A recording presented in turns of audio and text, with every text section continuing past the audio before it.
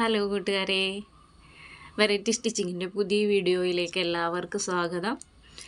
നമുക്ക് എങ്ങനെ ലോക്ക് ചെയ്യാതെ നൂൽ വലിഞ്ഞു പോകാതെ സ്റ്റിച്ച് ചെയ്യാം എന്നുള്ളതാണ് ഞാനിന്ന് പറഞ്ഞു തരുന്നത്.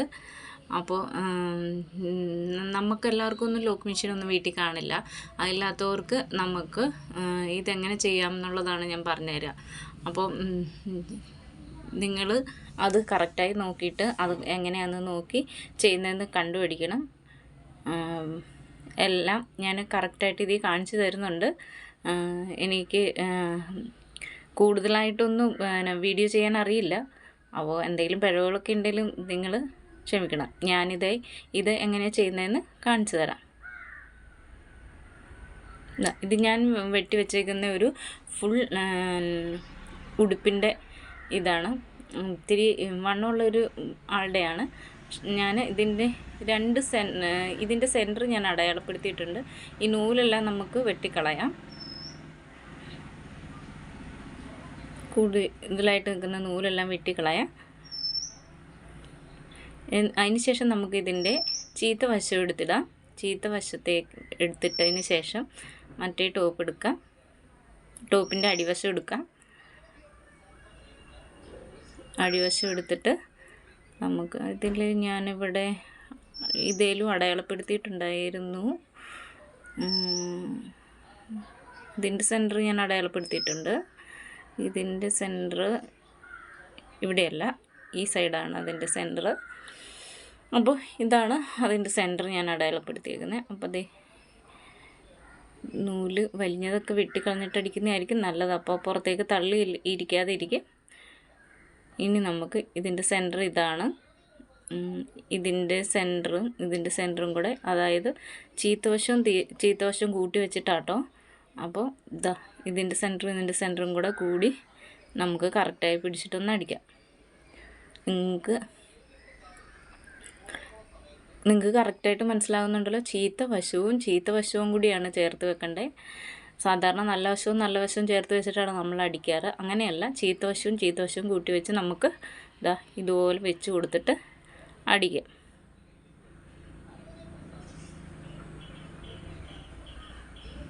ഞാനിത് 1/4 ഇഞ്ച് വീതിയിലാണ് അടിക്കുന്നത്. നിങ്ങൾ ഇത് അടിക്കുന്നതിന് മുമ്പ് തന്നെ ലെങ്ത് കൂട്ടിയിട്ടിരിക്കണം. എങ്കിൽ മാത്രമേ ഇത് ഇങ്ങനെ അടിച്ചെടുക്കാൻ പറ്റുള്ളൂ. 1/4 ഇഞ്ച് ചിലപ്പോൾ നമുക്ക് അറിയില്ലാത്തവർക്കാണ് 1 ഇഞ്ച് വരെ ഇതിന് പോകും. അപ്പോൾ 1 ഇഞ്ചൊക്കെ കൂടുതലിട്ട് വേണം അടിക്കാൻ.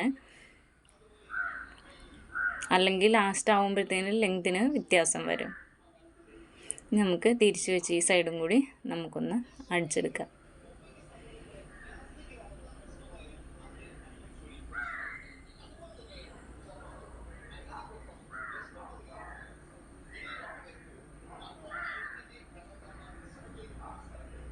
നിങ്ങൾ ശരിക്കും മനസ്സിലാക്കിയോട്ടെ എന്നോർത്തിട്ടാണ് ഞാൻ ഇതിങ്ങനെ വീഡിയോയിൽ ഫുള്ളായി കാണിച്ചു തരുന്നത്. വീഡിയോയ്ക്ക് ലെങ്ത് കൂടും, എന്നാലും നിങ്ങൾ മനസ്സിലാക്കിക്കോട്ടെ എന്ന് വിചാരിച്ചിട്ടാണ്.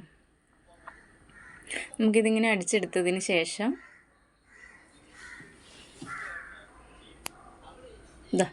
കണ്ടോ, ഇങ്ങനെ വരും. കണ്ടോ, നല്ല വശത്തേക്ക് ഇതിങ്ങനെ തയ്യൽ തുമ്പ് ഇങ്ങനെയായിട്ട് വരും. മനസ്സിലാകുന്നുണ്ടോ? നല്ല വശത്തേക്കാണ് തയ്യൽ തുമ്പ് വരേണ്ടത്.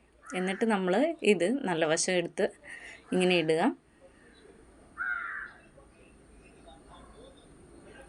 എന്നിട്ട് തിരിച്ച് വെച്ചിട്ട്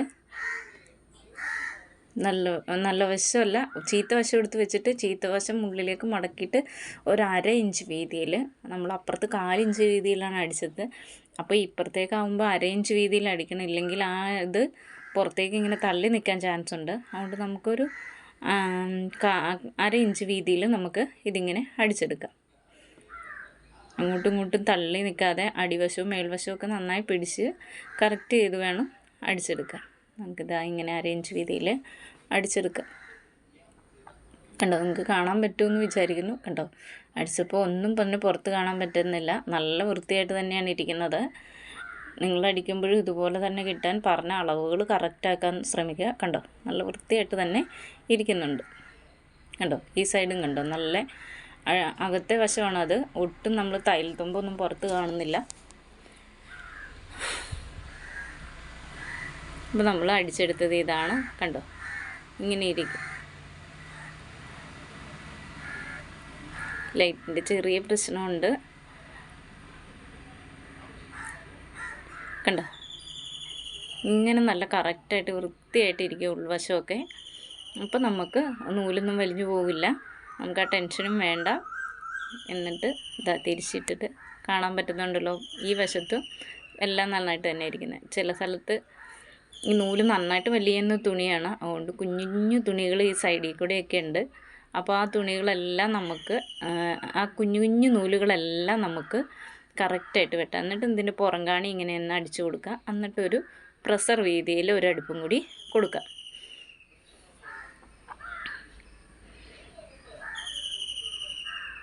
നമുക്ക് അടിച്ചെടുക്കാം.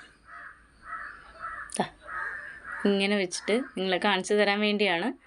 ഇതുണ്ട്, ഇതിങ്ങനെ വെച്ചിട്ട് മേൽവശത്തേക്ക് വെക്കണം. നമ്മൾ ഏത് തുണി അടിച്ചാലും ചെറിയ വശത്തേക്കാണ് തയ്യൽത്തുമ്പ് വെക്കുക, എന്നാലാണ് ഉറപ്പ് കിട്ടുള്ളൂ. അപ്പോൾ അങ്ങനെ വെച്ചിട്ട് പ്രസർ രീതിയിൽ നമുക്കൊന്ന് അടിച്ചെടുക്കുക. എന്നിട്ട് പുറംകാണി എണ്ണ അടിച്ചെടുക്കുക, എന്നിട്ട് പ്രസർ വീതിയിലും അടിക്കുക. ഞാനിപ്പോൾ പ്രസർ വീതിയിൽ അടിച്ച് പുറംകാണി അടിച്ചെടുത്തിട്ടുണ്ട്. നിങ്ങൾക്ക് കാണാമല്ലോ, നല്ല വൃത്തിയായിട്ടാണ് ഇരിക്കുന്നത്. ക്യാമറയിൽ വീഡിയോയിൽ എത്ര കറക്റ്റായി കാണാമെന്ന് എനിക്കറിയില്ല. നന്നായിട്ടാണ് ഇരിക്കുന്നത്, ഒരു ഇതുമില്ല, നല്ല ഭംഗിയായിലാണ് ഇരിക്കുന്നത്. ഇത് കണ്ട് ഈ സൈഡും ഉൾവശവും നല്ല വൃത്തിയിലാണ് ഇരിക്കുന്നത്. പ്രസർ വീതിയിൽ അടിച്ചതുകൊണ്ട് തന്നെ ഇങ്ങനെയൊന്നും പൊങ്ങിപ്പോരുവോ ഒന്നുമില്ല. അപ്പോൾ അതും അങ്ങനെ നല്ല വൃത്തിയായിട്ടിരിക്കും. അപ്പം നിങ്ങൾ ഇങ്ങനെ അടിക്കാൻ ശ്രമിക്കുക. അപ്പോൾ നിങ്ങൾ ശ്രമിച്ച് നോക്കുക, എല്ലാവർക്കും പറ്റും. നിങ്ങൾ ടെൻഷൻ അടിക്കാതെ, നമുക്ക് ലോക്ക് മെഷീൻ ഇല്ലല്ലോ എന്ന് ഓർത്ത് വിഷമിച്ചിരിക്കാതെ ഇങ്ങനെ അളവ് കൂട്ടിയിട്ട് തയ്ച്ചെടുക്കാൻ ശ്രമിക്കുക. അപ്പോൾ നിങ്ങൾ എനിക്ക് എൻ്റെ വീഡിയോ ഒക്കെ ഞാൻ ആദ്യമായിട്ടാണ് ചെയ്യുന്നത്, അപ്പോൾ കുറേ മിസ്റ്റേക്കുകളൊക്കെ ഉണ്ടാകും. എന്നാലും നിങ്ങൾ ലൈക്ക് ചെയ്യാനും ഷെയർ ചെയ്യാനും കമൻറ്റ് ചെയ്യാനും മറക്കരുത്. സബ്സ്ക്രൈബ് ചെയ്യാത്തവർ സബ്സ്ക്രൈബും ചെയ്യണേ. Thank you for watching.